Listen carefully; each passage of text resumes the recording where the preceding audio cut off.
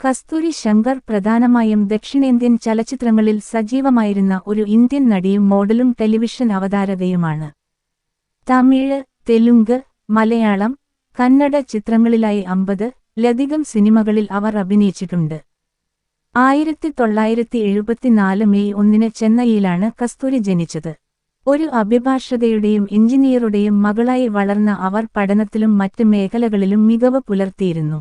ചെന്നൈയിലെ എതിരാജ് കോളേജിൽ നിന്നും വിദ്യാഭ്യാസം പൂർത്തിയാക്കിയ അവർ ഒരു മികച്ച ക്വിസ് താരം കൂടിയായിരുന്നു.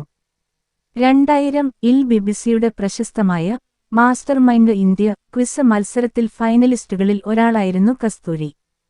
1992-ൽ മിസ് ചെന്നൈ, ഫെമിന മിസ് മദ്രാസ് എന്നീ സൗന്ദര്യ മത്സരങ്ങളിൽ കിരീടം ചൂടിക്കൊണ്ടാണ് അവർ ശ്രദ്ധിക്കപ്പെടുന്നത്. 1991-ൽ ആത്ത ഒൻ കൊയിലലെ എന്ന തമിഴ് ചിത്രത്തിലൂടെയാണ് സിനിമയിലേക്ക് അരങ്ങേറ്റം കുറിച്ചത്.